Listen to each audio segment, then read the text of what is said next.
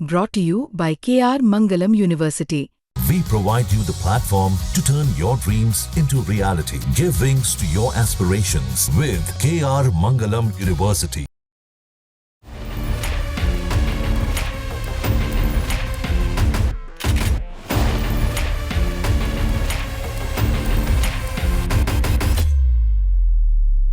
अरब सागर में यमन के हूती विद्रोहियों का आतंक अब फिर से शुरू होने वाला है और ये आतंक इस बार भारत पर भी कहर बनकर टूटेगा। इस बार सिर्फ निशाने पर इजराइल नहीं, लेकिन वो देश भी हैं जो इजराइल के साथ व्यापार को तेज करना चाहते हैं, खासकर भारत जैसे देश।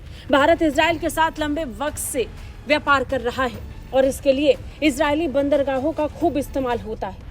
अब इस पर हूतियों ने सीधे सीधे धमकी दे दी है कि जो भी इजरायली बंदरगाहों से व्यापार करेगा वो सब नाप दिए जाएंगे।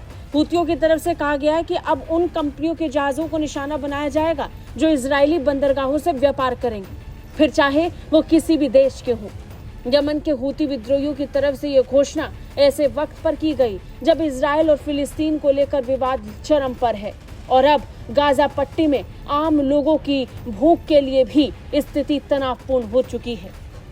यमन का कहना है कि ये इजराइल के खिलाफ उसके सैन्य अभियान का चौथा चरण है और इस चरण में उन कंपनियों को निशाना बनाया जाएगा जो इजरायली बंदरगाहों का इस्तेमाल करते हैं। हूती प्रवक्ता ने एक टीवी बयान में कहा कि यदि कंपनियां इस चेतावनी को भी नजरअंदाज करेंगी तो उन जहाजों पर हमला होगा और ऐसा हमला जिसे दुनिया याद रखेगी। हूतियों ने देशों से आग्रह किया है कि वो तनाव को बढ़ने से बचाने के लिए इजराइल पर दबाव डालें ताकि वो अपने हमले रोके और गाजा पट्टी पर लगे नाकाबंदी को हटाए।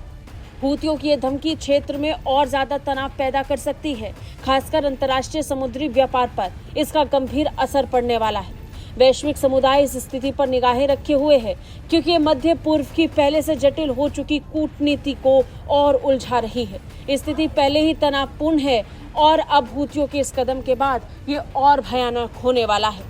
इजराइल और गाजा में अक्टूबर 2023 से जारी युद्ध के बाद ईरान समर्थित हूती विद्रोही इजराइल से जुड़े जहाजों पर हमला कर रहे हैं, जिसे वो फिलिस्तीनियों के साथ एकजुटता का कदम मानते हैं। मई 2025 में अमेरिका ने हूतियों के साथ एक समझौता किया था जिसमें बमबारी अभियान रोकने के बदले में हूतियों ने जहाजों पर हमले बंद करने का दावा किया था, लेकिन उन्होंने ये स्पष्ट किया कि इस समझौते में इजराइल को छोड़ने की बात नहीं थी और अब ये फिर से शुरू होने वाला है। इजरायली बंदरगाहों से होने वाले व्यापार को रोकने के लिए सीधे सीधे हूतियों ने उन कंपनियों को निशाना बनाने का ऐलान कर दिया है जो इजराइल के साथ व्यापार करती है। इसमें भारत का भी नाम है।